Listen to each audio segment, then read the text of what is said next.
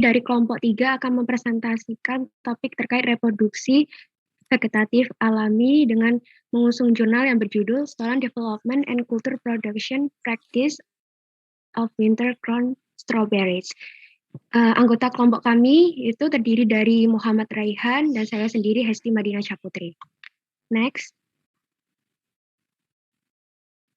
Sebagian pendahuluan, Amerika Serikat merupakan produsen stroberi terbesar di dunia dengan produksi tertinggi di California. Masyarakat Amerika sangat menyukai rasa buah yang kompleks sehingga permintaan stroberi terus meningkat sepanjang tahun. Tentunya hal ini akan membawa keuntungan yang menjanjikan bagi industri stroberi. Oleh karena itu, peneliti Amerika Serikat mengembangkan produksi stroberi di luar musim khususnya selama musim dingin untuk skala komersial. Temperatur dan fotoperiode sangat berpengaruh terhadap pertumbuhan vegetatif dan reproduksi tanaman stroberi. Umumnya, stroberi merupakan tanaman hari netral, namun ada beberapa kultivar yang merupakan tanaman hari pendek.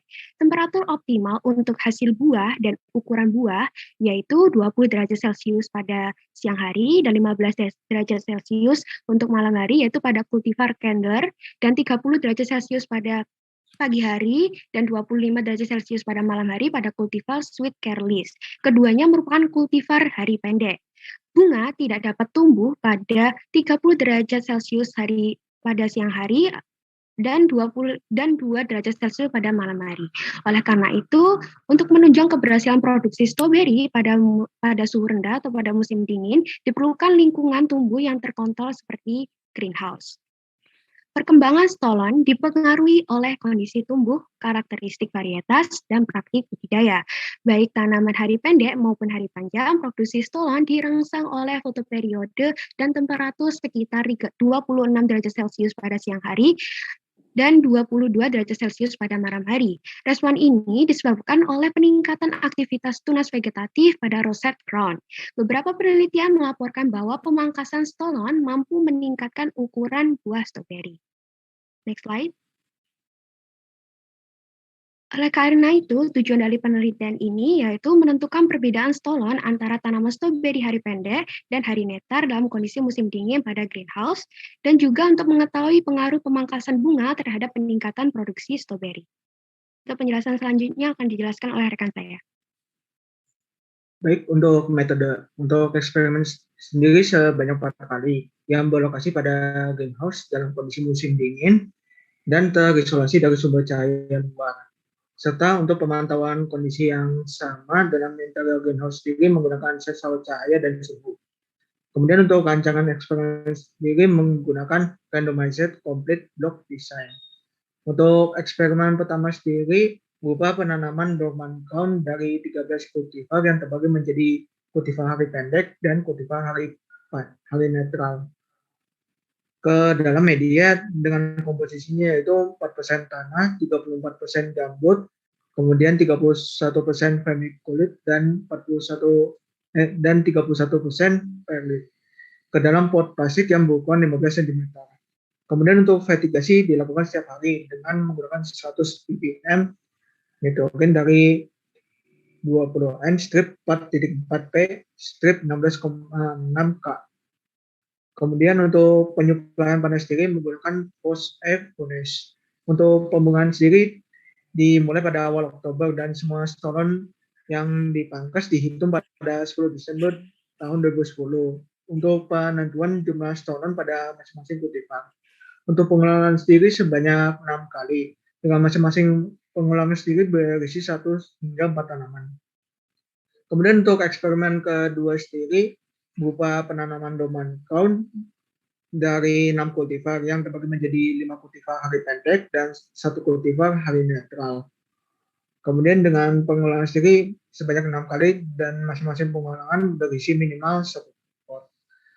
Kemudian untuk campuran media yang digunakan sendiri terbagi menjadi 2 yaitu campuran 1 berisi kulit kayu pinus, gambut, vermiculit, dan perlit, dan campuran 2 yang berisi 25% kulit kayu dan 55% campuran gambut, vermiculit, dan perlit yang ditempatkan ke dalam pot berukuran 15 cm.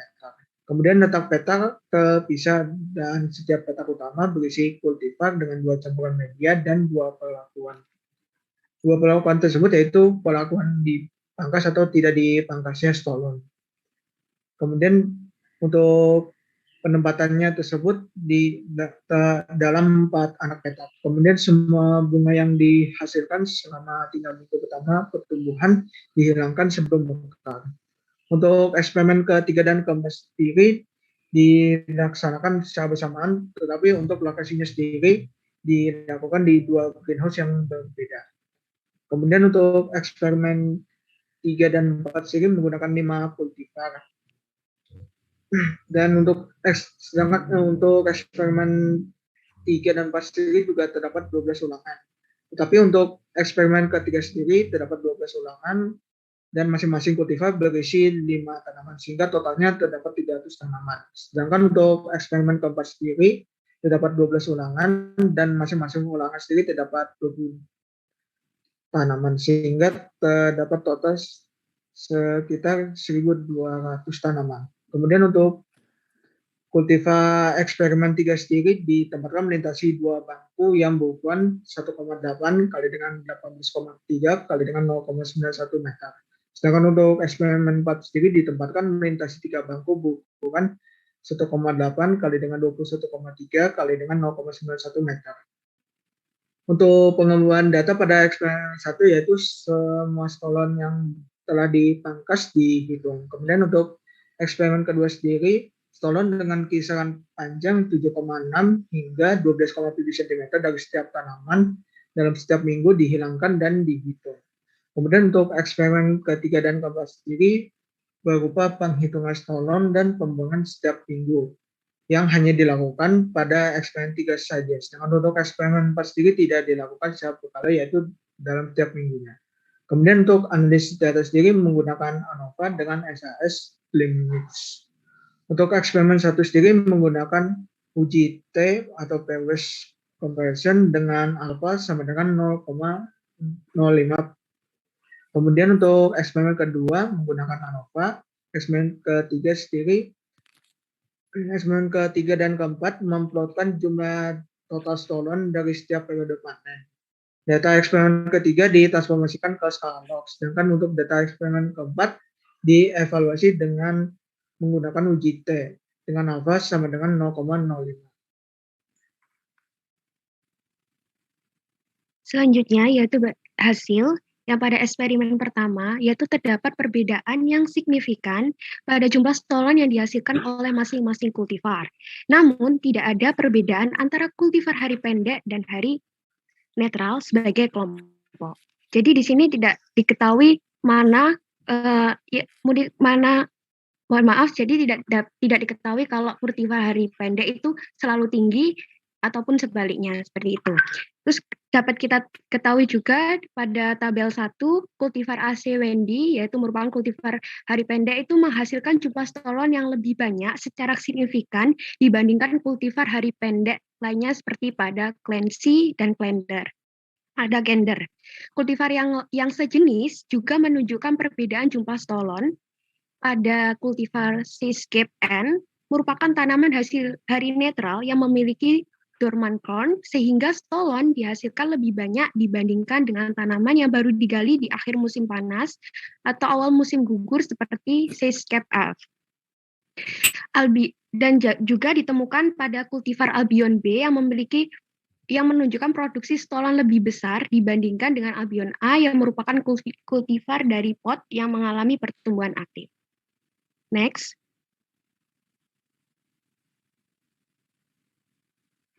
Selanjutnya yaitu pada eksperimen 2, stroberi mulai memproduksi stolon yaitu sekitar 4 minggu setelah penanaman.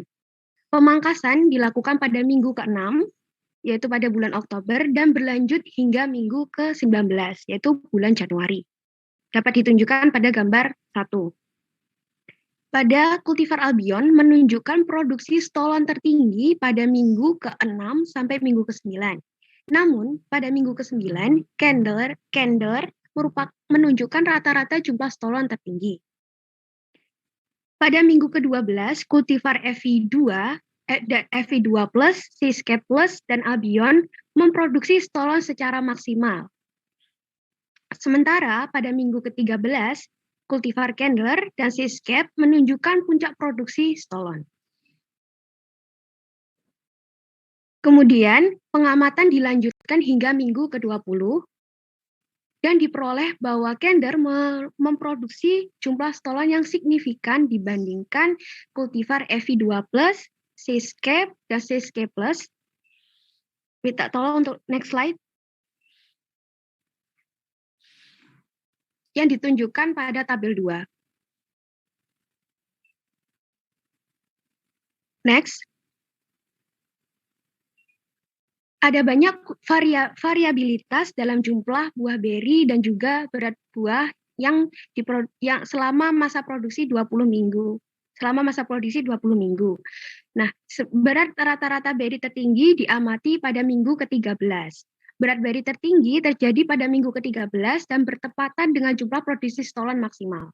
Pada minggu ke-13, berat beri kultivar Seascape lebih berat dibandingkan Candler dan FV2 yang ditunjukkan pada tabel 3. Ketika dihubungkan dengan keberadaan stolon, yaitu pada tabel 4, kultivar FV2 menghasilkan beri yang lebih berat ketika stolon dipangkas. Sementara kultivar FV2 Plus menghasilkan beri yang lebih berat ketika stolon tidak dipangkas. Selebihnya, kedua kultivar memiliki berat yang lebih tinggi dibandingkan kultivar lainnya. Next slide. Total rata-rata berat beri pada kultivar lain tidak dipengaruhi oleh penghilangan stolon. Anomali tersebut dikaitkan dengan pemangkasan bunga pada semua kultivar kecuali pada kultivar Seascape. Yang ditunjukkan pada tabel 5, di mana jumlah bunga yang dipangkas melebihi jumlah total buah beri yang dihasilkan. Pada kultivar Seascape sendiri menunjukkan berat buah beri paling besar dibandingkan kultivar lainnya. Next slide. Baik, selanjutnya untuk eksperimen 3 dan 4. Untuk eksperimen 3 sendiri ditunjukkan pada gambar 2, sedangkan untuk eksperimen keempat sendiri ditunjukkan pada gambar 3. Kemudian untuk gambar 2 dan 3 sendiri menunjukkan produksi stolon dari 5 kultivar dalam waktu 99 hari. Kemudian untuk pada gambar ini, eksperimen 3 sendiri menunjukkan terjadinya penurunan total produksi stolon pada hari ke-92. Tetapi pada eksperimen 4 tidak menunjukkan hal tersebut.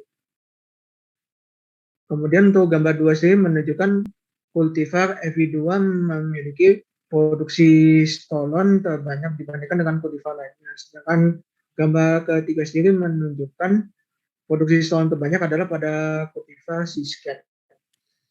Kemudian tabel ke-6 yang berada di bawah slide ini menunjukkan bahwa produksi stroberi terbanyak terdapat pada kultivar FV2 dan FV2+.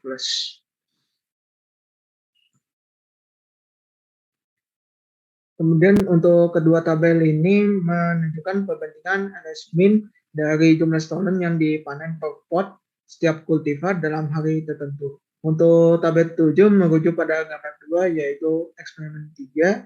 Dan untuk tabel 8 sendiri merujuk pada gambar 3 yaitu eksperimen 4. Kemudian untuk tabel 7 sendiri menunjukkan Seascape Plus memiliki produksi stolon terkecil dibandingkan kultivar lainnya. Dengan peningkatan produksi stolon hanya terjadi pada hari ke-29 dan ke-43. Dan untuk selebihnya sendiri tidak mengalami kenaikan. Kemudian untuk FV2, FV2 Plus, dan Seascape menunjukkan penurunan produksi stolon pada hari ke-15 hingga hari ke-36. Dengan produksi stolon FV2 berhenti setelah hari ke-36. Kemudian tabel ke-8 sendiri menunjukkan kelima kultivar mengalami peningkatan produksi stolon hingga menuju hari ke-52. Setelah pada saat mencapai hari ke-52, kelima kultivar sendiri menunjukkan penurunan produksi stolon. Kemudian untuk kesimpulan dari kelompok kami, untuk yang pertama produksi stolon tidak menunjukkan produksi stolon pada tiap kultivar tidak menunjukkan perbedaan dari kelompok tanaman hari pendek dan hari netral. Setiap kultivar memiliki potensi dalam produksi stolon. Kemudian untuk yang kedua, pemangkasan bunga yang tidak melebihi jumlah beri menunjukkan berat yang lebih besar. Hal tersebut terlihat pada kultivar seascape yang dibandingkan dengan kultivar lainnya di mana jumlah bunga yang dipangkas melebihi jumlah beri. Sekian dari presentasi kelompok kami, saya kembalikan ke Bu Wahyu. Ya, terima kasih Raihan dan Hesti. Selanjutnya gilirannya teman-temannya Hesti dan Raihan untuk memberikan respon. Silakan. Permisi, Mestinya Ibu. banyak yang bisa ditanyakan dari apa yang telah disampaikan tadi. Ya, silakan Kasturi. Ya. Ya, Ibu. Saya Kasturi Amalia. Izin bertanya. Sebelumnya terima kasih kepada kelompok presenter yang telah menyajikan materinya. Saya ingin bertanya, apa yang dimaksud dengan pemangkasan bunga yang tidak melebihi jumlah beri itu bisa menunjukkan berat yang paling besar. Maksud saya, tidak melebihi jumlah beri itu seperti apa kategorinya ya? Lalu sedikit kritik pada bagian hasil dalam pembahasan itu hanya ditampilkan gambar tanpa adanya penjelasan tentang hasil dan maksud dari gambar tersebut sehingga agak sulit untuk dipahami. Terima kasih. Ya, silakan kelompok 3 untuk memberikan jawabannya. Atau butuh waktu, kalau butuh waktu ya, bisa diberikan pada penanya lagi. Iya Bu, izin menjawab. Untuk next slide sebelumnya Han. Ya, jadi yang terkait terima kasih kepada Kasturi atas pertanyaan dan juga sarannya. Saya izin mencoba menjawab pertanyaan dari Kasturi yang terkait tadi pemangkasan bunga sama jumlah beri ya. Jadi di sini dapat dilihat pada tabel 5 di sini yang menentukan berat beri terbesar dibandingkan kultivar yang dari 5 kultivar ini yaitu pada kultivar seascape yang mana dilakukan pemangkasan bunga itu jumlahnya lebih besar dibandingkan kecuali seascape itu menunjukkan pemangkasan bunga yang lebih kecil dibandingkan jumlah berinya, sedangkan 4 kultivar lainnya itu menunjukkan jumlah pemangkasan bunga yang lebih banyak dibandingkan jumlah beri. Jadi pemahaman kelompok kami ketika pemangkasan bunga dilakukan lebih dari jumlah beri itu akan mempengaruhi berat dari buah berinya. Seperti itu, Sabil.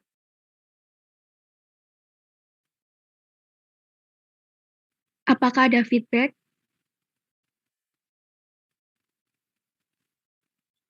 Baik, terima kasih atas jawabannya. Kelompok 3 dapat dipahami. Sangat menjawab. Terima kasih. Sama-sama. Jumlah bunga, artinya jumlah bunga kalau di total itu berarti misalkan seascape itu berarti jumlah bunganya total itu berarti 220 begitu ya. Tetapi karena yang diambil 106 berarti sisanya 114 itu yang kemudian berkembang menjadi beri. Gitu.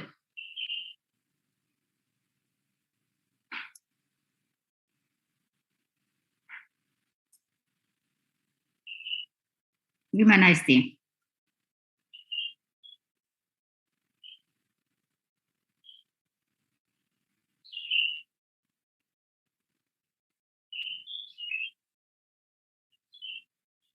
Iya, izin menjawab Bu. Sebenarnya di jurnal tidak dijelaskan mengenai ada sebagian data yang kurang yang tidak ditampilkan gitu Bu. Jadi kayak kita itu membuat hipotesis sendiri, asumsi sendiri seperti itu Bu. Jadi terkait yang jumlah beri yang seharusnya jumlah bunga yang seharusnya itu tidak ditampilkan. Jadi di jurnal hanya dijelaskan bahwa pemangkasan yang dilakukan lebih dari jumlah beri itu akan mempengaruhi beratnya Bu. Seperti itu Bu Wahyu. Peneliti menyatakan seperti itu. Soalnya sebetulnya kan jumlah bunga yang dipangkas kemudian sisanya yang membentuk beri, sebetulnya kan belum tentu 114 yang bentuk beri itu kan jumlah bunga yang tersisa. Masa saya seperti itu? Iya. Iya, tapi yang terkait itu tidak ada penjelasan lanjutnya, Bu. Kalau di jurnal ya ini lebih dijelaskan mengenai hasil, sedangkan pembahasan hampir tidak ada seperti itu, Bu Ayu. Ada nggak di metode misalnya, kenapa jumlah bunga yang diambil itu antar varietas kok berbeda jauh? Yang itu kan ada terkait yang 106, ada yang 33. Nah, dasarnya apa mengambil bunga yang 100 lebih sama yang di bawah 50? Iya, izin menjawab Ibu. Yang terkait perbedaan untuk pemangkasan setiap kultivar tidak dijelaskan di dalam metode.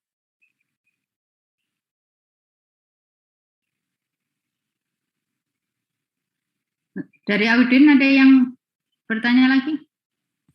Permisi, Bu. Ya. Ya, saya Mahfulisa izin Ya, bertanya. Mahfulisa.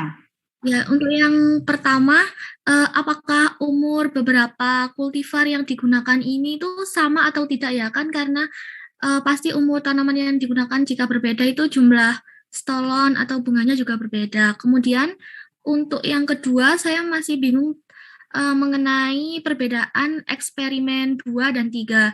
Tadi kan eksperimen 2 juga dijelaskan bahwa nanti stolonnya itu dihilangkan setiap minggunya. Dan pada eksperimen 3 juga dikatakan bahwa stolon dihilangkan secara berkala. Apakah secara berkala ini juga setiap minggu atau setiap kapan? Terima kasih.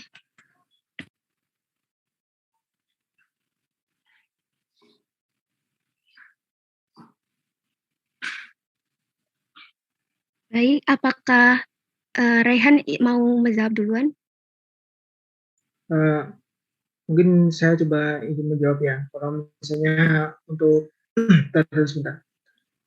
Terakhir izin menjawab untuk pertanyaan Mahfulisa.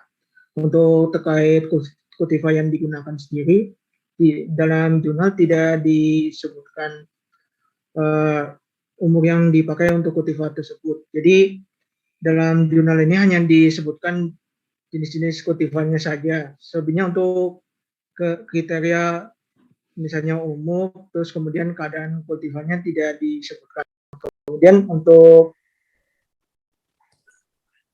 mengenai eksperimen ketiga, sebenarnya dilakukan pemangkasan dalam periode beberapa minggu itu untuk eksperimen ketiga saja. Mungkin dari Asti ada yang bisa ditambahkan. Iya, izin mendapatkan sedikit. Jadi di jurnal hanya kami mengasumsikan bahwa umur dari setiap kultivar ini sama karena umumnya di dalam penelitian untuk menghasilkan data yang representatif digunakan data yang homogen. Jadi mungkin menurut kelompok kami kultivar yang digunakan dalam eksperimen ini yaitu umurnya sama. Sedangkan untuk tadi yang terkait eksperimen ketiga juga dilakukan pemangkasan itu tadi juga dilakukan skala itu dalam setiap minggunya seperti itu, Lisa. Iya, izin feedback. Berarti untuk sebenarnya eksperimen 2 sama 3 ini hampir mirip seperti itu ya? Iya, izin menjawab. Iya, hampir mirip. Ini ada perbedaan di kultivarnya. Kalau eksperimen 2 menggunakan 6 kultivar, ada 5 kultivar hari netral dan 1 kultivar hari pendek, sedangkan untuk eksperimen ketiga menggunakan 5 kultivar. Seperti itu, Lisa. Baik, terima kasih penjelasannya Hesti dan Rehan. Sama. Ya, selanjutnya. Mestinya banyak sekali ini yang celah-celah yang menjadi pertanyaan sebetulnya dari audien ketika hasil dari publikasi jurnal ini disampaikan.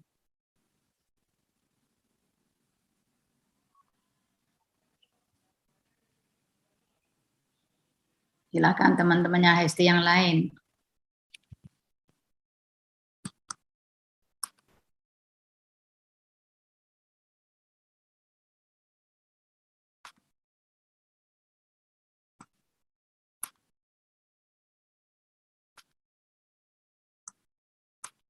No, mana yang lain?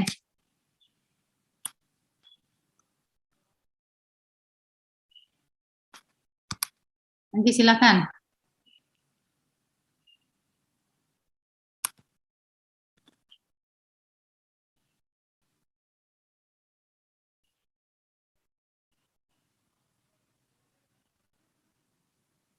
Ada Adisti, Afif, Asaroh, Denti.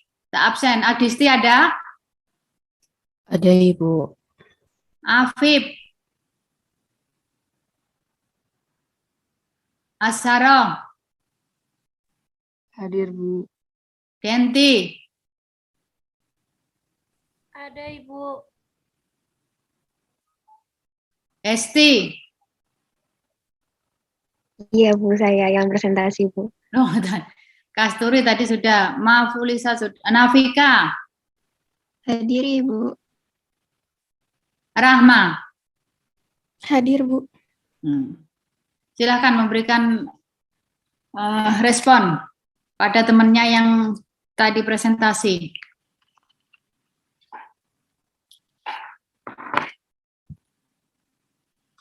Siapa yang nggak masuk? Sul. Hadir Ibu. Hadir. Rahma, oh Rahma. Mana Rahma? Hadir Ibu. Oh, hadir.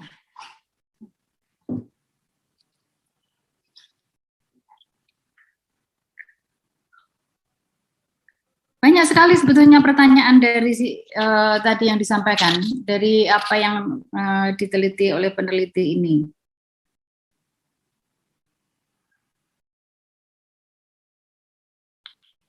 Permisi Bu. Ya. Saya Nafika Nafika. saya izin bertanya. Saya sebenarnya kurang begitu jelas yang terkait itu Bu, pemotongan bunga tadi. Yang jumlahnya tadi yang 116 sama 104 kalau tidak salah.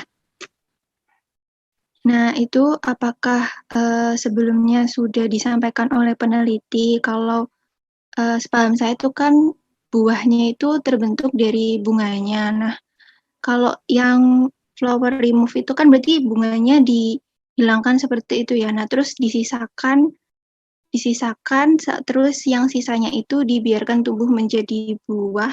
Apakah benar seperti itu ya?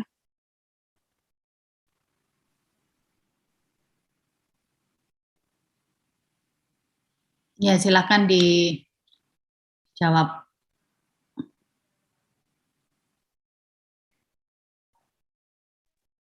Baik, izin menjawab Bu. Ya. Ya, sebenarnya di dalam jurnal tidak banyak menjelaskan terkait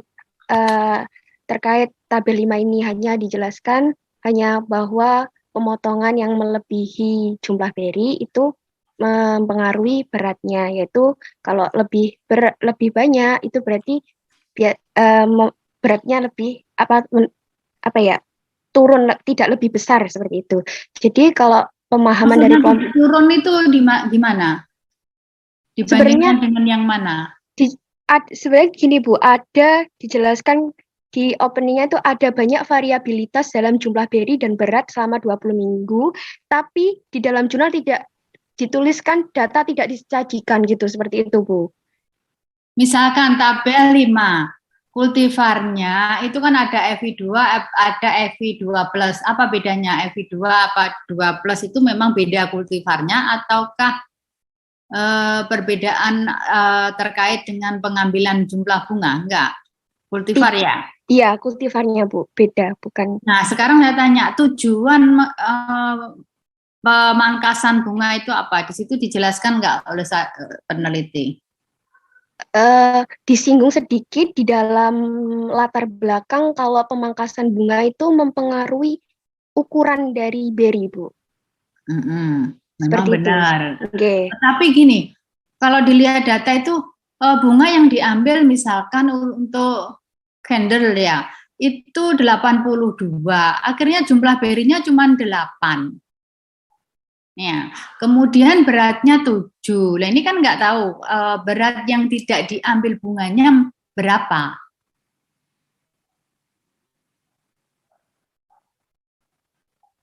Ini kan cuma hanya 7 gram toh. Nah, apakah dengan pengambilan bunga yang banyak sehingga hanya menyisakan 8 atau menghasilkan 8 beri dengan berat 7, itu apakah sesuai dengan apa yang diinginkan si peneliti? Buahnya 7 itu sudah sudah besar dibandingkan dengan kalau misalkan coba nggak diambil bunganya. Iya Bu, yang terkait perbandingan perlakuan pemotongan bunga dan dibandingkan yang tidak dipotong bunganya itu tidak dijelaskan Bu di dalam jurnal. Nggih. Di bahasan juga nggak ada pembahasan? Iya, tidak ada Bu. Karena kalau tujuannya supaya buahnya besar ya memang karena kan dengan jumlah buah yang lebih sedikit tentu saja pertumbuhan buah akan lebih baik dibandingkan dengan kalau jumlah buahnya banyak. Hanya saja ini kan menjadi pertanyaan karena yang diambil itu bunganya banyak kan, kemudian disisakan yang menghasilkan buah sedikit, tetapi kok beratnya jauh sekali, ada yang sampai 89. Jadi ini nggak 10 kali lebih kecil yang misalnya candle itu. Makanya worth it nggak kalau misalnya ngambil bunganya, diambil tinggal sisakan sedikit, tapi berat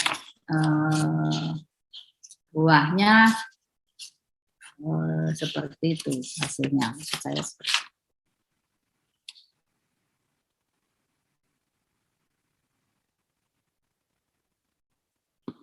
ada yang lain?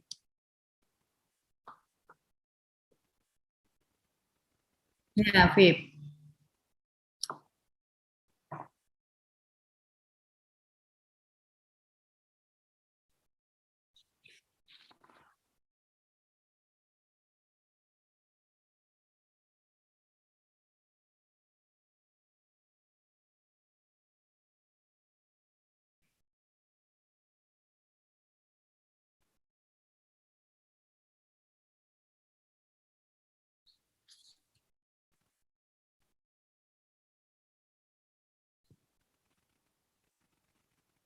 Baik, apakah Rehan mau menjawab terlebih dahulu?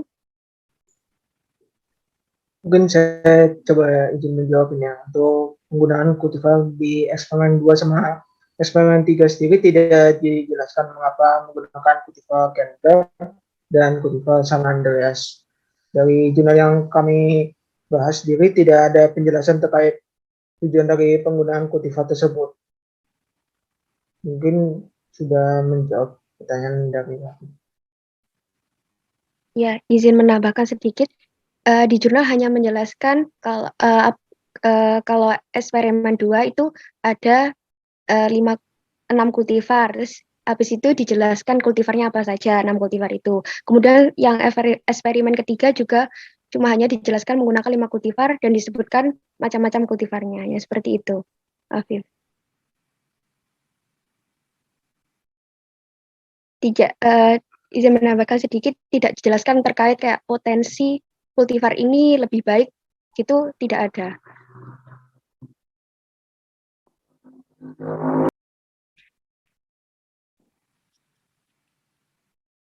Ya, next, ada lagi? Permisi, saya Azharo izin bertanya. Ya, Azharo. Terkait produksi stolon, dulu kan tadi kan itu ya, yang Chandler ini cenderung produksinya itu lebih banyak. Sedangkan di Bradbury itu memang Chandler ini beratnya jauh lebih rendah apabila dibandingkan yang lain. Nah, itu apakah ada korelasinya dengan produksi stolonnya atau memang Chandler ini memang kultivar yang tumbuh dengan Bradbury yang memang ringan seperti itu? Terima kasih.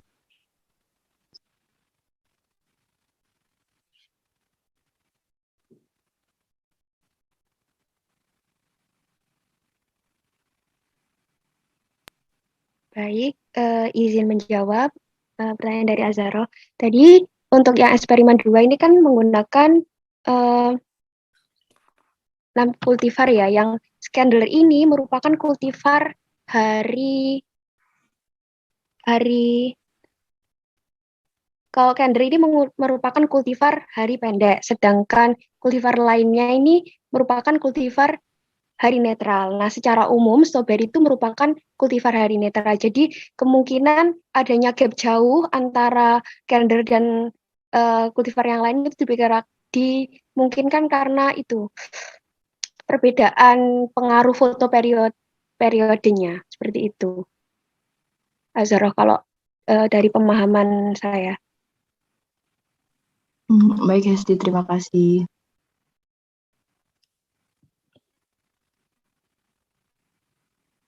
Selanjutnya. Izin bertanya. Iya, siapa nih? Iya, saya Rahma Ayu. Izin bertanya, masih hampir mirip dengan pertanyaan Azharo tadi bahwa yang di eksperimen 2 ini kan Candler ini produksi stolonnya lebih tinggi, namun berat bearingnya ini paling rendah ya.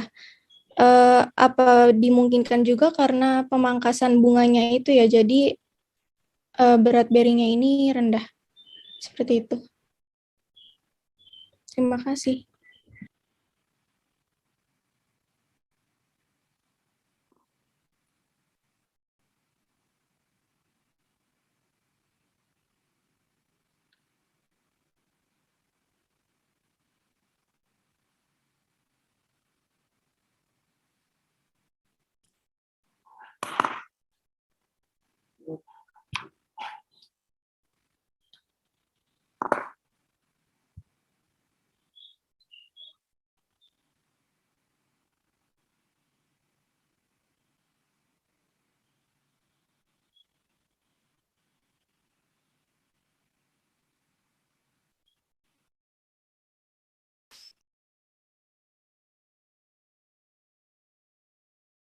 Mana? Desti, Rehan?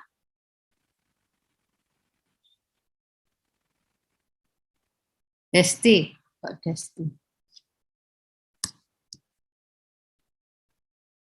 Baik, Bu, saya izin mencoba menjawab. Di literatur lain itu ada yang menjelaskan seperti ini, Bu. Kalau pemangkasan stolon dan bunga itu bisa mempengaruhi dari ukuran dari buah berinya. Jadi dimungkinkan bisa jadi tadi yang stolonnya banyak, yang Candler itu, tapi berat berinya rendah, itu dimungkinkan adanya pengaruh itu, pemotongan dari bunganya. Seperti itu, Bu. Pemotongan bunga atau pemotongan stolon? Yang mana yang lebih berpengaruh antara pemotongan stolon sama pemotongan pemangkasan bunga? Keduanya, Bu. Kalau di literatur itu dijelaskan bunga dan stolon seperti itu. Mempengaruhi. Kalau disuruh milih, apakah lebih baik memangkas bunganya atau memotong atau mengambil stolonnya? Stolon itu kan kaitannya dengan sebetulnya tanaman baru kan. Mungkin dengan adanya tanaman baru, barangkali yang masih untuk menyokong pertumbuhan tanaman baru sehingga energinya digunakan untuk pertumbuhan tunas yang baru, ya sehingga yang ditransport untuk pertumbuhan untuk mendukung perkembangan buah menjadi berkurang. Itu logikanya seperti itu kalau stolon ya. Demikian juga untuk bunga. Kalau bunganya semua jadi buah, berarti kan terbagi yang mestinya antara misalkan tanpa pemangkasan ada 100 buah, kalau tidak lakukan pemangkasan 50, ya artinya kan suplai energi, nutrisi itu kan jadi separuh. Yang besar berarti 2 kali lipat. Nah, menurut si peneliti lebih baik memangkas bunganya atau memotong stolonnya dalam upaya untuk meningkatkan ukuran buah stroberi. Iya, izin menjawab, Bu. Yang terkait hal tersebut disinggung sedikit dalam pendahuluan yang mengatakan itu tergantung kultivarnya, Bu. Seperti contohnya pada kultivar Albion dan Tribut itu menunjukkan berat buah yang meningkat setelah dilakukan pemangkasan stolon dan bunga. Namun hal tersebut ditunjukkan hasil yang berbeda apabila menggunakan kultivar seascape seperti itu, Bu. Kalau pemahaman saya tergantung dari kultivarnya, Bu. Potensi dari masing-masing kultivar. Berarti genetik dari kultivar sangat mendominasi ya. Oke. Silakan mahasiswa yang lain. Izin bertanya. Saya Denti, itu Ya, kan dijelaskan pada tiap eksperimen kultivar yang digunakan itu memiliki jumlah yang berbeda. Itu apakah ada alasan khusus mengenai perbedaan jumlah tersebut? Terima kasih.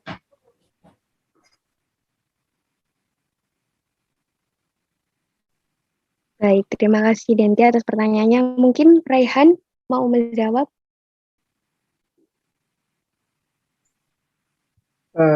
Mungkin dari referensi yang kami baca sedikit juga tidak menyebutkan untuk terkait perbedaan hal tersebut.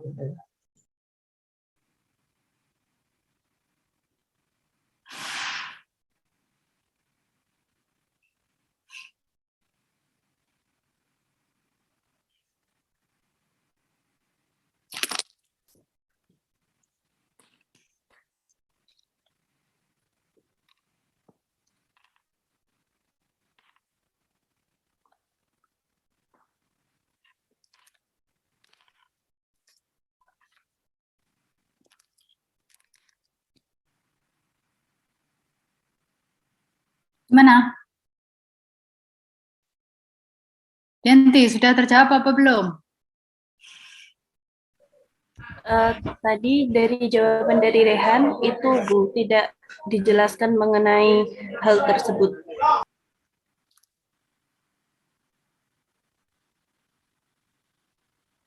Gimana menurut Hesti?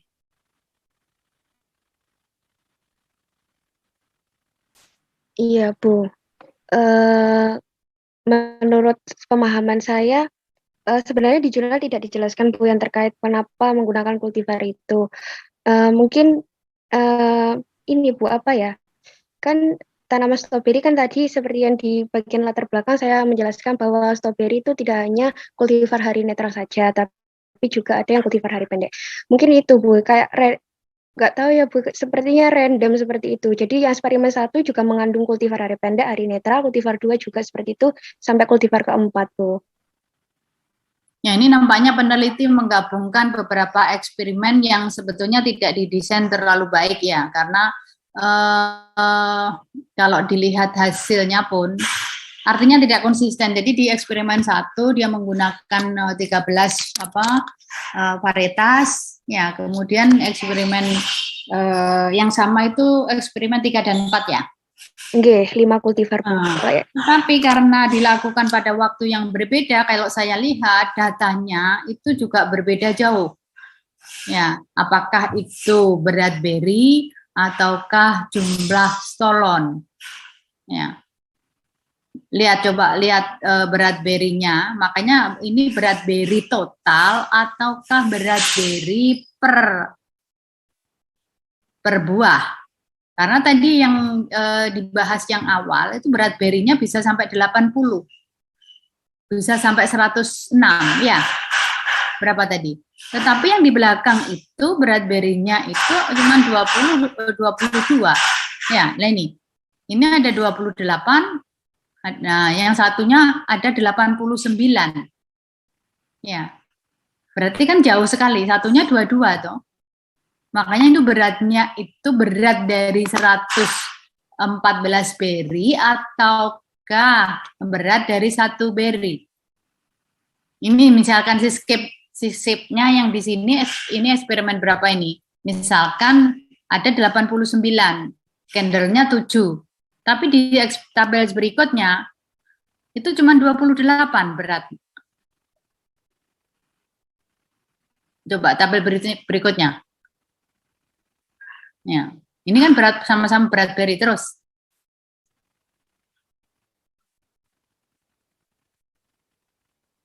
Next. Slide sebelumnya, Han. Slide sebelumnya. Nah ini, loh mana tadi? Ya ini. Ya. Oke. Ini kan Siskep cuma 28. Yang di bawah itu 20. Ya tadi kan 89. Gender berat 7, sekarang ini yang 3, ini 5. Makanya ini berat dari berat total atau berat per buah. Iya, izin menjawab, Bu. Ya. Mungkin ya itu mungkin ini, Bu, total dari beratnya beri kan tadi dijelaskan bahwa pemotongan itu kan dilakukan secara berkala ya, Bu, per minggunya seperti itu. Terus? Oke.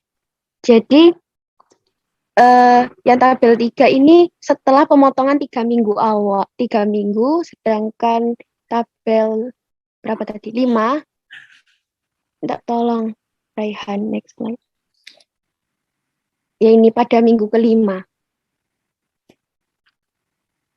Jadi ini tetap menurut Hesti berat per buah atau berat apa? Berat total? Berat totalnya, Bu. Berat total itu dari 114 itu, beri. Kan akan beda. Atau berat buah per tanaman. Ada berat buah per buah atau berat buah per tanaman? Total rata-rata berat, Bu. Rata-rata, maksudnya rata-rata berat buah per kultivar. Iya. Per tanaman. Nggih.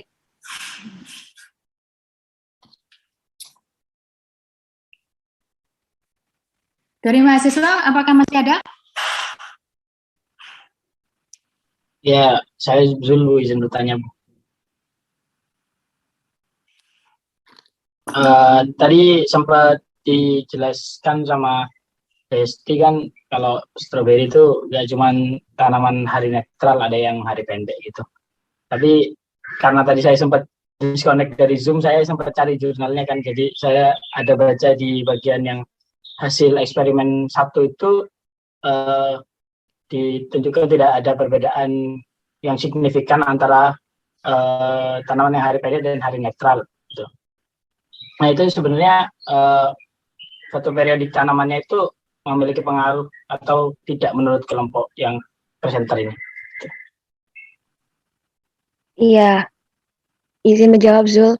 Jadi yang dimaksudkan di sini kan menunjukkan perbedaannya itu menunjukkan setiap kultivar ya. Jadi jumlah stolonnya itu berbeda untuk masing-masing kultivar. Tapi menunjukkan tidak ada perbedaan nyata itu maksudnya kelompok dari strawberry hari pendek sama hari netral. Jadi tidak diketahui kalau hari pendek itu selalu lebih tinggi dibandingkan hari netral atau hari netral selalu lebih tinggi dibandingkan hari pendek. Seperti itu, Zul. Yang dimasukkan tidak ada perbedaannya.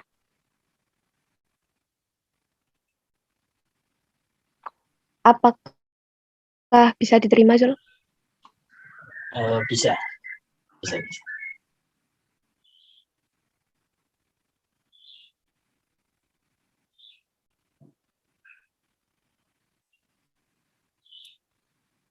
13 tanaman ini ditanam dalam waktu yang sama atau tidak, Esti?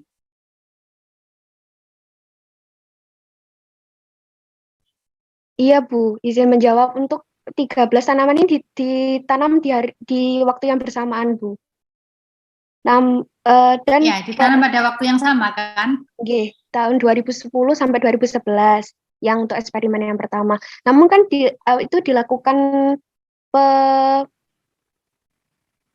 perhitungan pemangkasan untuk pemanenan untuk menghitung stolonnya itu dilakukan. Esti, mana suaranya? Iya, Bu. Apakah suara saya masuk nggih? Halo? Halo, Bu? Apakah suara saya terdengar? Iya, Bu, yang terkait itu penanamannya dilakukan di waktu yang bersamaan, Bu, dari 13 kultivar ini. Dan untuk jumlah stolonnya itu kan dihitungnya dilakukan pemangkasannya seperti itu, Bu. Yang mana untuk pemotongan stolan itu dipangkas dihitung pada bulan Desember tahun 2010 untuk menentukan jumlah stolan pada masing-masing kultivar.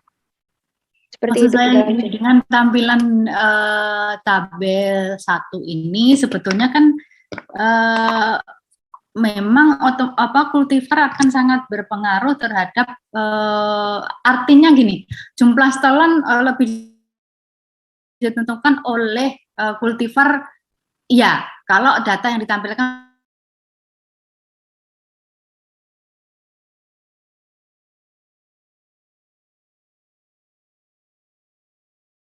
Wendy itu termasuk tanaman stroberi misalkan dalam kelompok hari pendek. Ketika ditanam pada saat itu, dia menghasilkan jumlah stolon 10. Ya kan? Nah, kemudian ada apa lagi itu?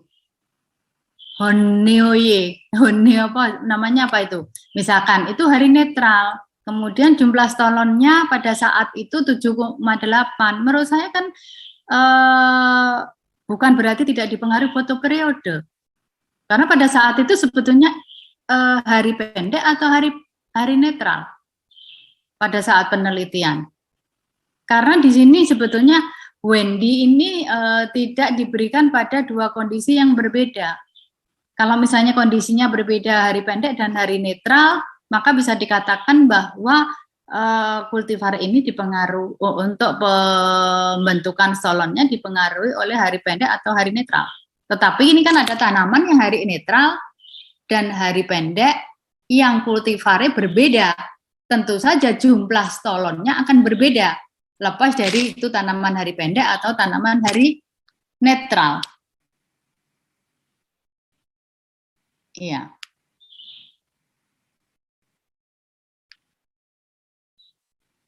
Artinya stroberi bukan, maksudnya gini, bukan langsung kemudian ada indikator stroberi yang tanaman hari netral mempunyai stolon lebih banyak dibandingkan tanaman stroberi hari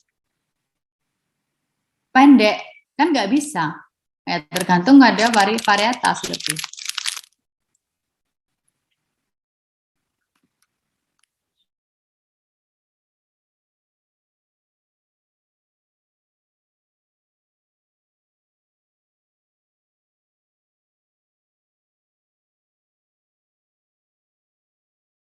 Gimana Sul pertanyaanmu? Sudah?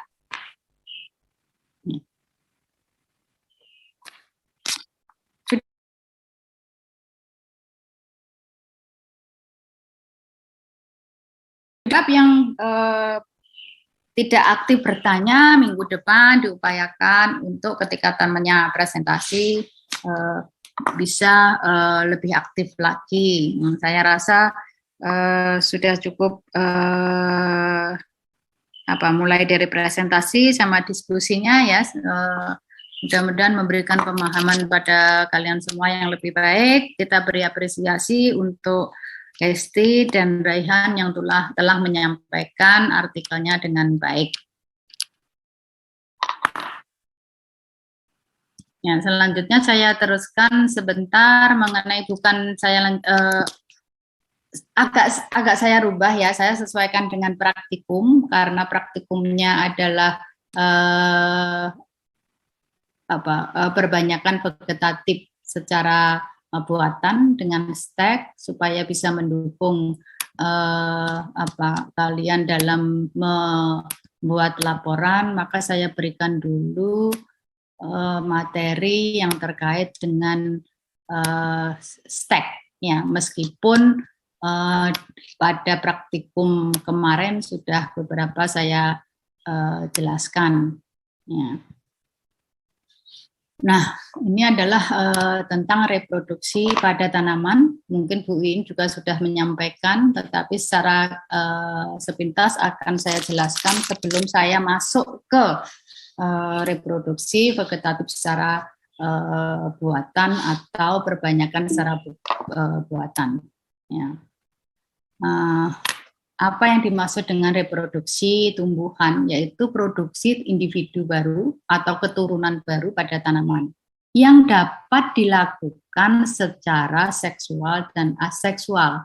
Ya, secara seksual kemarin kita sudah sampaikan, yaitu dengan biji. Kemudian yang secara aseksual mulai hari ini. Ya. Reproduksi atau perbanyakan secara aseksual atau bisa juga dikatakan sebagai reproduksi dengan menggunakan organ vegetatif. Ya, jadi selain atau menggunakan organ tanaman selain biji dan spora itu dikatakan sebagai reproduksi vegetatif atau aseksual. Nah, ini reproduksi vegetatif ini berdasarkan pada kemampuan tanaman untuk bergenerasi. Jadi mampu menghasilkan, misalkan kita menggunakan stek batang, tanaman mempunyai kemampuan untuk meregenerasikan tunas ya dari stek batang yang kita tumbuhkan, kemudian muncul tunas. Ya. Ataukah kita stek pucuk ya, kemudian pucuk itu mampu membentuk akar, itu maksudnya ya contohnya. Nah, tadi sudah saya sampaikan kalau bagian vegetatif yang digunakan untuk perbanyakan vegetatif itu bisa akar, bisa batang, batang itu bisa ranting juga, bisa cabang, kemudian bisa daun.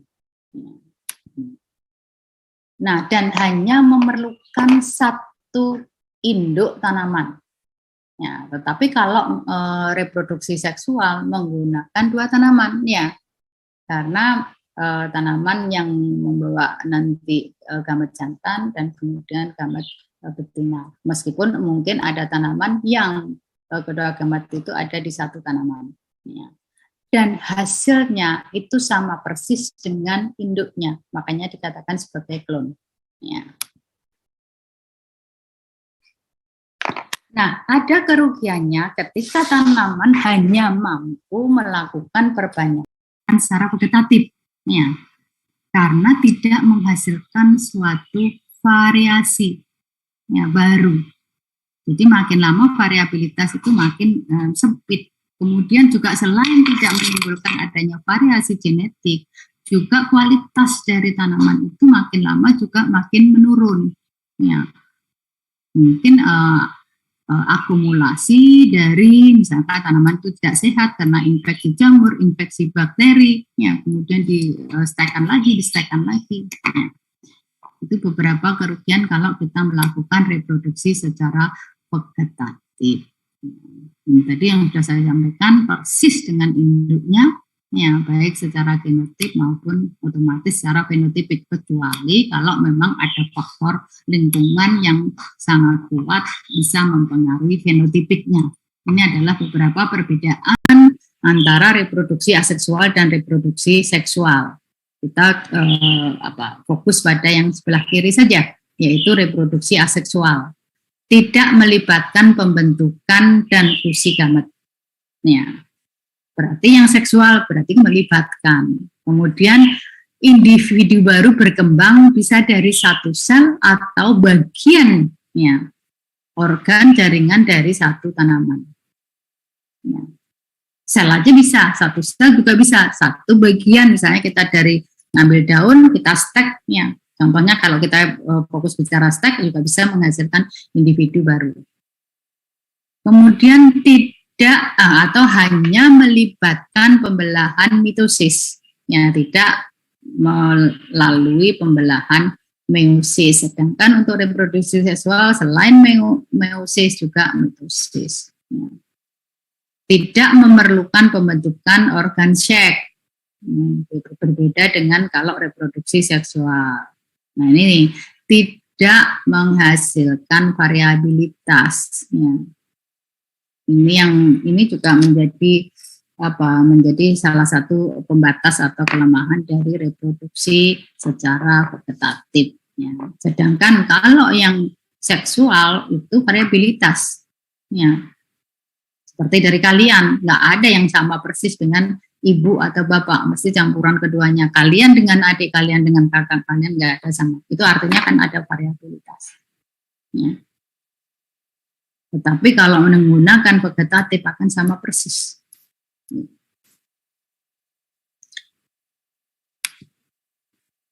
Nah, keuntungannya ini kalau reproduksi seksual cepat untuk mendapatkan, cepat mudah dilakukan, ya bernilai ekonomi. Ketidakuntungannya kalau reproduksi terutama hibrid tidak menghasilkan tanaman yang true to type sebetulnya ya, yang persis dengan induknya.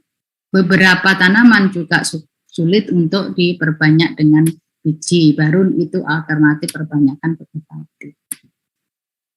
Nah, ini adalah jalurnya ketika reproduksi secara aseksual. Ini ada tanaman induknya, ya.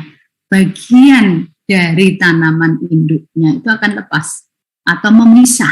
Tadi stolonnya. Stolon pertama kali mungkin tidak memisah. Stolon itu kan seperti ini. Ini ada tanaman, ya. Ini ada bagian misalkan dasar, ya. Kemudian batangnya itu biasanya muncul dari bawah, ya. Itu kan begini. Di atas permukaan tanah. Ya. Nah, nanti di titik-titik tertentu kemudian membentuk akar, membentuk tunas. Nah, setelah ini dia memisah dari ini. Ketergantungan terhadap tetuanya itu sudah tidak ada, mandiri menjadi individu baru. Itu kalau yang secara alami. Ya. Nanti yang lain dengan teknik yang lain. Ini tadi yang saya bicarakan ada yang stolon kebetulan ya. Dari sini nanti ada juga yang ini rebah gini, yang batang melengkung ke bawah begini, nanti dia kena tanah, ya itu rundukan, itu kena tanah, kemudian karena kena tanah, medium tanah, maka membentuk akar, membentuk tunas. Ya. Setelah ini dia berdiri sendiri sebagai individu tanaman sendiri yang lepas dari tetuannya. Itu yang dimaksudnya, kemudian menjadi tanaman dewasa yang baru. Nah, kalau reproduksi seksual ada dua tetua, ya, tetua betina, tetua anggap aja seperti itu, tetua untuk yang jantan. Satunya menghasilkan gamet jantan, satunya menghasilkan gamet betina. Kemudian terjadi fusi menghasilkan sigut atau fertilisasi, menghasilkan sigut baru kemudian berkembang menjadi individu dewasa. Ini bedanya.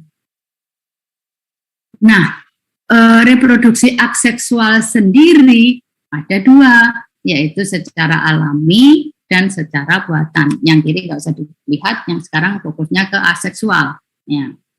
Ini PPT-nya nggak terlalu bagus buatnya. Ya.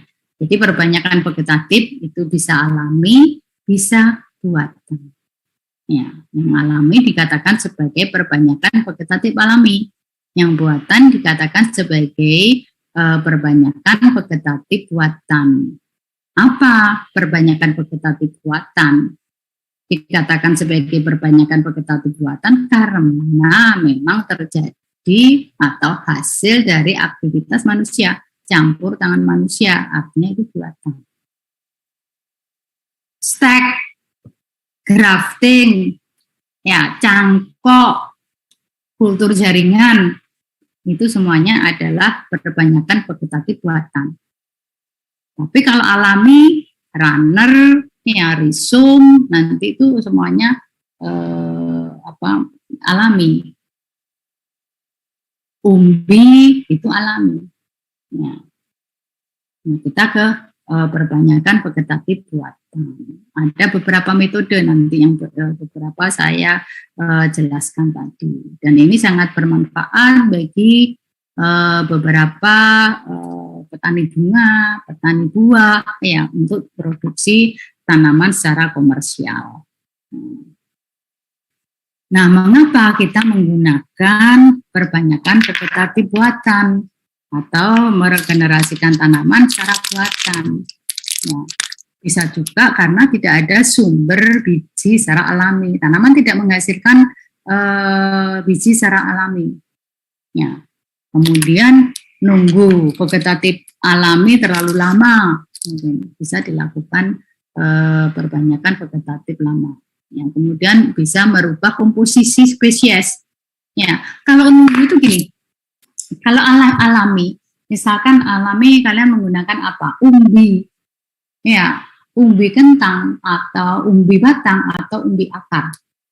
Nah, anakan itu kan hanya ada di sekitar sini, nggak mungkin di sana kan? Ya, tetapi kalau buatan kalian bisa komposisinya bisa berubah, tidak hanya di sekitar situ. Nah, pisang misalkan, itu kan alami dia dari sakar itu atau dari tunas. Tunas itu kan akan muncul ya ada di sekitar situ saja. Ya. Kemudian meningkatkan genetik, ya. Kemudian mengontrol densitas, ini termasuk juga sebetulnya mengontrol densitas juga bisa kalau misalnya kita melakukan buatan. Ya. Kemudian mengontrol waktu, tidak harus nunggu. Kapan ini pisang misalkan, kalau misalkan nunggu pisang yang indukan itu bertunas, makanya digunakan buatan, dikulturkan. Ya. Kemudian repeatable apa? Nah ini apa maksudnya? Repeatable in event of kegagalan. Gak jelas.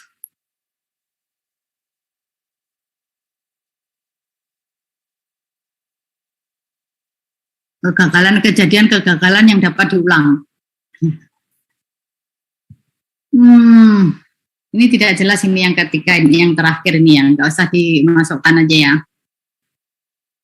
Nah, kemudian keuntungannya mass production, ya, bisa melakukan produksi yang banyak.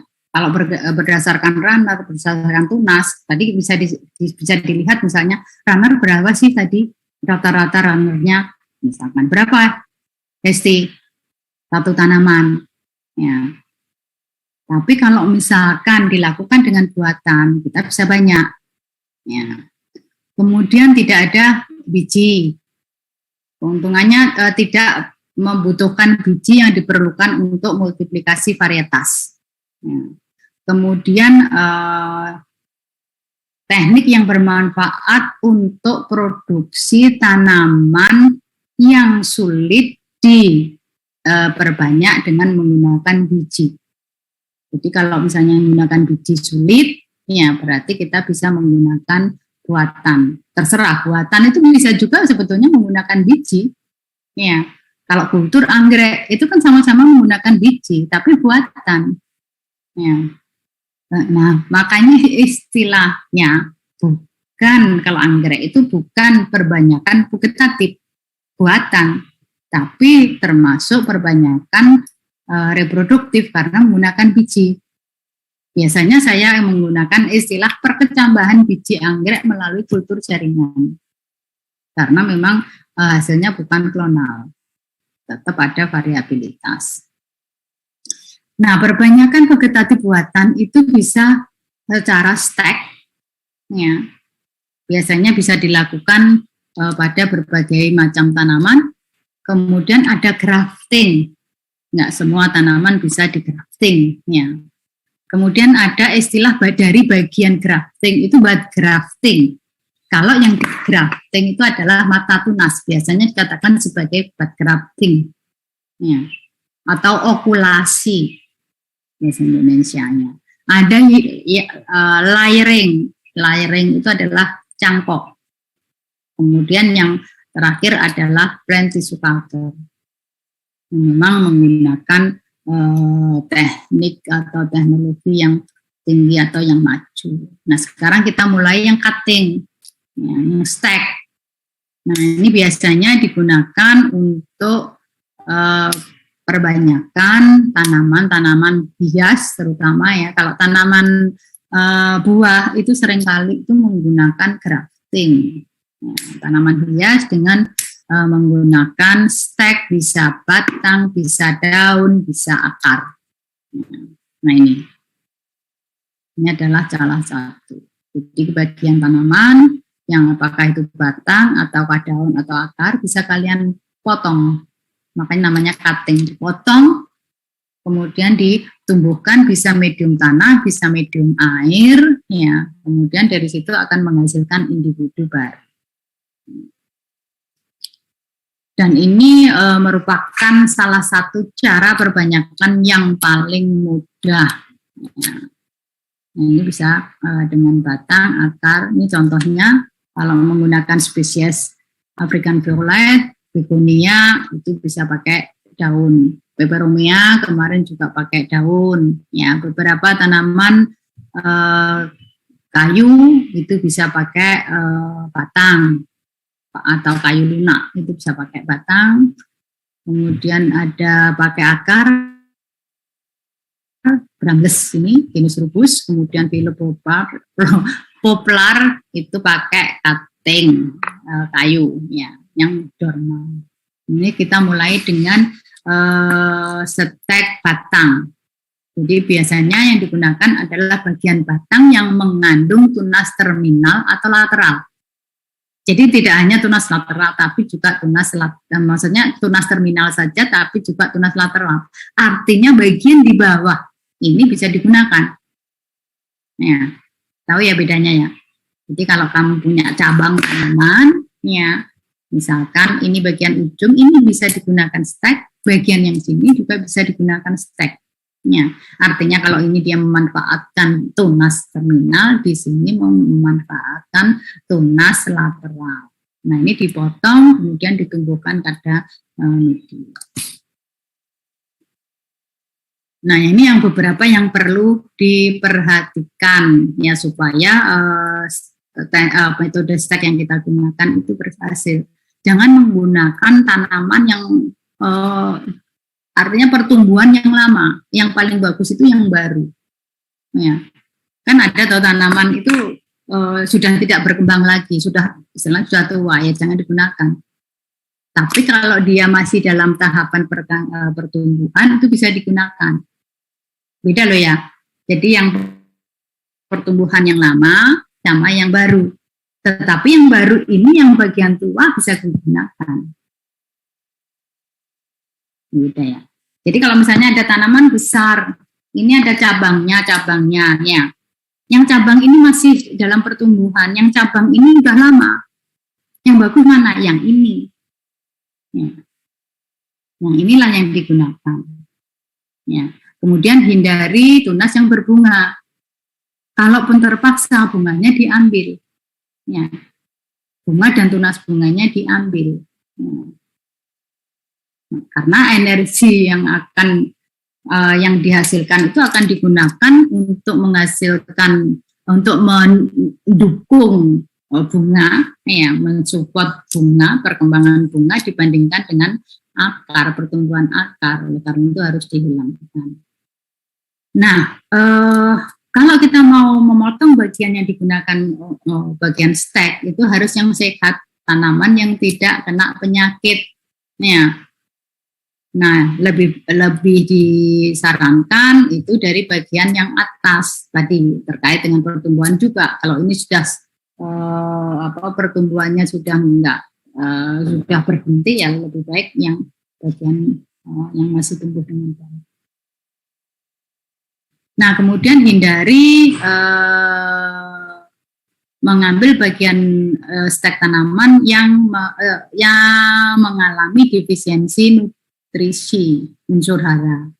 Tetapi tanaman yang terlalu banyak dipupuk juga tidak bagus, ya, terutama nitrogen karena itu juga akan menghambat pertumbuhan akar.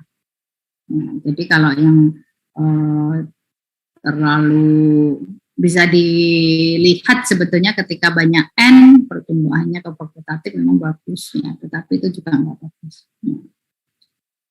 Nah, kemudian status fertilitas dari tanaman induknya itu juga berpengaruh terhadap keberhasilan dari stek. Ya. Makanya jangan menggunakan tanaman misalkan yang dorman, ya. Gunakan tanaman yang memang lagi aktif membelah misalkan, atau pertumbuhannya sedang dalam kondisi bagus. Kemudian juga jangan mengambil tanaman stek dari tanaman induk yang mengalami stres, ya, stres kekeringan misalkan. Nah, biasanya bagian tanaman yang muda itu akan dapat berakar atau persentase perakarannya akan lebih tinggi dibandingkan kalau diambil dari bagian tanaman yang tua. Ya. Kalau mau melakukan stek, ya dilakukan pada pagi hari, jangan siang. Ya. Karena itu tadi biasanya kalau siang layu, kalau pagi masih dalam kondisi turgidnya. Kemudian bagian terminal dari batang itu merupakan bagian yang paling bagus. Ya, tadi kalau misalnya ini ada tanaman, ini ada cabang. Ya, cabang ini bisa digunakan untuk bahan stek 3, dipotong segini, begini. Maksudnya gitu ya. Nah, ternyata yang bagian tunas terminal ini yang paling bagus. Jadi karena kan stek nggak harus sepanjang ini kan, ada ukuran tertentu yang kira-kira 4-6 inci ya ini. 4-6 inci berarti berapa kalau 4 2,5 10 ya. 10 cm. Jadi kalau ini 10 cm ya buat stek. Selebihnya yang sini juga 10 cm dipotong lagi buat stek. Nah, yang bagus itu yang ini. Maksud dari ini. Nah, kemudian gunakan pisau yang tajam, juga yang tipis, ya, supaya itu tadi tidak rusak. Kalau rusak nanti kemampuan untuk membentuk akar juga terhambat. Ya, kemudian supaya menghindari adanya infeksi bisa dicelupkan ke pemutih atau ke alkohol. Nah, kemudian ambil daunnya untuk mengurangi transpirasi. Kalau daunnya lebar bisa dipotong setengah-setengah, tapi daun itu masih tetap diperlukan. Ya, yang penting bisa mengurangi transpirasi, tetapi daun masih dibutuhkan karena ternyata kemampuan untuk membentuk akar itu juga dipengaruhi oleh karbohidrat. Nah, kemudian ini adalah titik-titik pertumbuhan. Nanti tunas itu bisa muncul dari nodus ini atau dari nodus ini. Nah, kalau melakukan pemotongan dengan stek, ya, potong beberapa saja atau dekat dengan nodus. Nah, biasanya nodus yang pertama ini yang tertutup dengan tanah, ya, supaya nanti bisa muncul tunas dari situ, bisa muncul juga ada.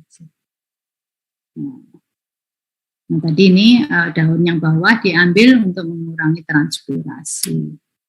Nah, ini ada beberapa contoh dari stek batang. Ya, ini contoh stek pada tanaman herba, krisam termasuk herba itu bisa digunakan.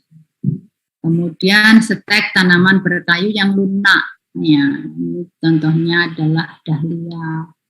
Kemudian bisa stek pada tanaman yang semi keras. Ya, misalnya jasmine. Jadi stek itu bisa yang pucuk terminal, bisa lateral. Ya. Kemudian ini ada contoh pada stek tanaman yang berkayu yang keras. Ya. Stek bisa dilakukan yang umum adalah di tipe pertama ini. Ya. Yaitu batang dipotong, kemudian agak batang lurus dipotong, ininya agak miring. Tetapi yang satu itu, jadi kalau misalnya ini ada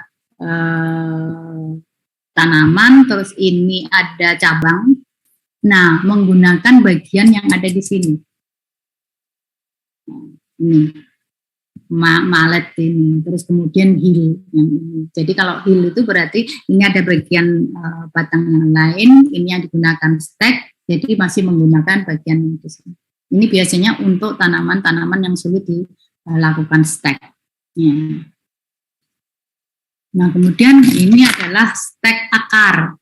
Ya, stek akar ini memang jarang karena juga tempatnya di tanah, jadi ngambilnya juga hati-hati. Tapi meskipun jarang, tetapi bisa dilakukan pada beberapa tanaman ini. Contohnya pada geranium, pada mint, pada menta. Ya.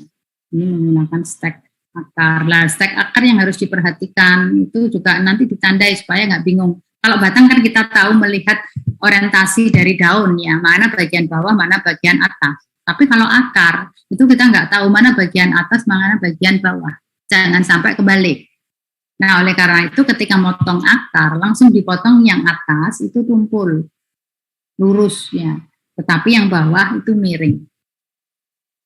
Ya. Nah, miring ini ada dua keuntungannya. Kenapa?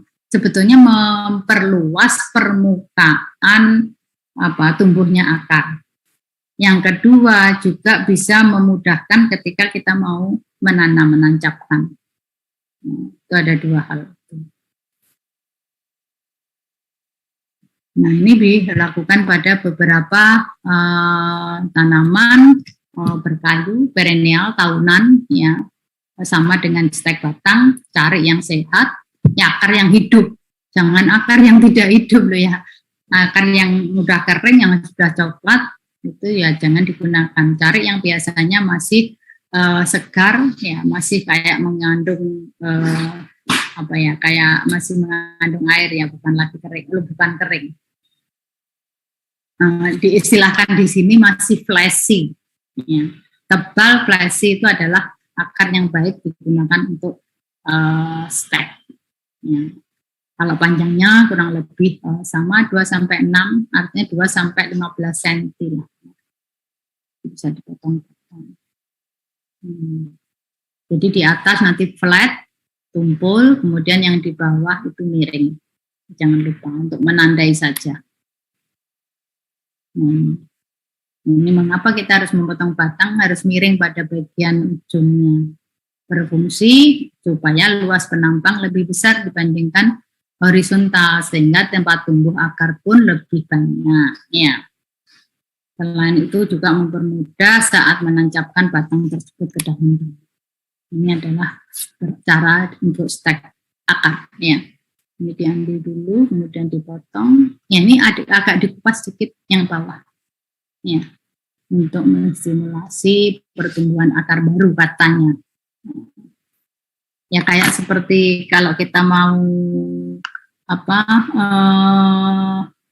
cangkok ya, cangkok itu kan juga dikupas. Ini dikupas sedikit supaya akarnya bisa maju. Ada pertanyaan dari sini sebelum saya lanjutkan ke stek batang, stek daun. Kalau waktunya habis, saya diberitahu. Sudah habis belum? Sudah 14.10, Bu. Hah? Sudah 14.10. Sudah habis berarti? Iya. Oh, nampak ketawa siapa Denti? Ya udah. Ada pertanyaan? Permisi Bu Azhara, Ya. izin tanya. Untuk yang stek akar, itu rambut-rambut akarnya apa perlu dihilangkan ya Bu? Terus ada pertanyaan kedua, apabila dimungkinkan untuk bertanya, untuk vegetatif ini kan hanya genetiknya hanya berasal dari induknya ya Bu. Nah saat grafting itu kan ada penyambungan dari dua tanaman. Nah apakah itu juga memungkinkan adanya transfer gen atau hanya sebatas transfer air dan nutrisi saja ya Bu? Terima kasih. Transfer gen enggak. Yang pertama gini,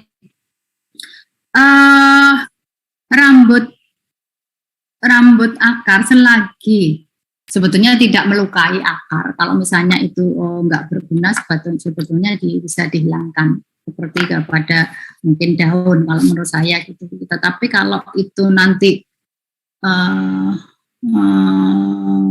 justru melukai tanamannya, akarnya, yang mungkin dibiarkan juga enggak apa-apa. Kemudian untuk yang stek sama grafting itu sebetulnya kan beda.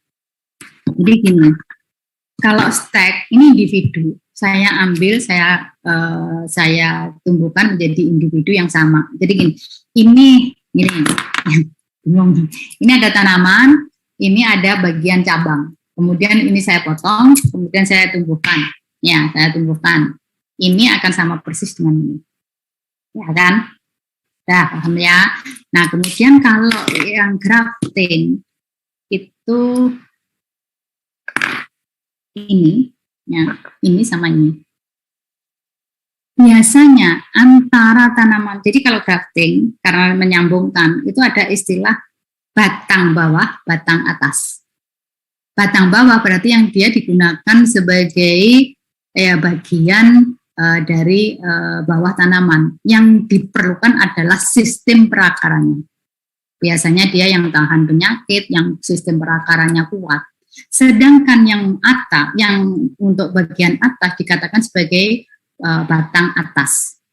Ini biasanya orang memilih berdasarkan adalah produksi tanamannya. Ya. Jadi saya mau menggraftingkan dua tanaman ini yang berbeda. Ya. Misalkan tanaman jeruk. Tanaman jeruk varietas A ini mempunyai sistem perakaran yang bagus, yang tahan terhadap penyakit misalnya. Tetapi dia produksinya nggak bagus. Ya. Sedangkan yang tanam B, tanaman untuk batang atas, ini produksinya bagus. Tetapi dia sistem perakarannya nggak bagus, tidak tahan terhadap penyakit. Maka saya graftingkan. Ya. Nah, grafting antara bagian batang bawah dengan batang atas itu harus pas. Ya, jadi kambium antara batang atas dengan batang bawah harus match. Kalau nggak match biasanya nggak akan menyatu. Nah, hanya saja nanti cara nyambungnya itu beda-beda. Bisa ini dipotong lurus, ini dipotong lurus tempelkan, atau ini dipotong miring, ini dipotong miring, yang merupakan cermin satu sama lain. Ya. Nah, akhirnya nanti bukan transfer, tetapi produksi itu lebih dilihat dari batang atas. Ya. Kalau tadi misalkan buahnya kuning banyak, ya nanti yang muncul kuning banyak. Itu kalau buah. Kalau misalnya bougainville, ya kalian bisa bougainville. Ini bougainville putih nggak suka. Tapi eman-eman, atau mungkin bukan eman-eman, saya pengen campuran. Ada warna putih, ada warna ungu, ada warna kuning. Ya ambil aja tanaman bougainville yang warna yang warna kuning. Ya. Ditempelkan di sini, digraftingkan atau diokulasikan. Akhirnya tanaman bougainvillemu ada yang putih, ada yang ungu, ada yang kuning atau dan sebagainya. Demikian juga adenium ataupun mawar. Gitu. Ya. Artinya yang bunga yang kuning itu ya berasal dari batang atas warna kuning.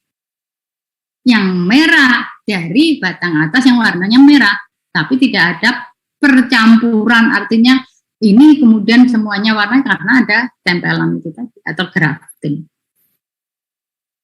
Tinggal yang digraftingkan itu bisa pucuknya, bisa mata tunasnya. Kalau misalnya mawar itu kan biasanya ada kayak mata-matanya, nah itu bisa diambil matanya ditempelkan. Ya. Tapi kalau misalnya sulit bisa juga tunasnya yang dipotong terus kemudian ditempelkan. Digraftingkan seperti itu. Baik Bu, terima kasih ya. sudah. Ada pertanyaan lagi? Nggak ada kuliah kan kalian? Ya, ya paling tidak untuk sebetulnya pengen teruskan sih. Ya nggak apa-apa, nanti dibaca sendiri. Saya unggah aja ke GCR ya. Ya kalau sudah tidak ada pertanyaan. Saya akhiri untuk kuliah pada pagi hari ini. Semoga apa yang telah kita diskusikan bersama bermanfaat bagi kalian. Selamat berlibur panjang, ya juga selamat hari raya. Tetap jaga kesehatan dan prokes. Kalian mudik semua? Siapa yang mudik? Siapa yang nggak mudik? Di Malang saja? Oh, asli Malang. Oke. Berarti untuk minggu depan, berarti kuliahnya ya? Ya, berarti untuk minggu depan tidak ada kuliah, baru 2 minggu lagi kuis ya? Berarti tanggal berapa sih? Bentar ya, sebentar. 22. Sekarang tanggal 26, tanggal 3, tanggal 10. Ya, kuis ya. Oke, nanti insya Allah saya unggah, mudah-mudahan tidak lupa karena kena lebaran. Nanti saya diingatkan, Sul. Ya, tanggal 10 karena liburnya Pak sudah lumayan panjang, nggak ngenak-ngenak Ibu Ayu mau lebaran dikasih ya. Ya, tanggal 10 kuis sama ada yang presentasi. Oke, saya rasa itu saya akhiri. Wassalamualaikum warahmatullahi wabarakatuh.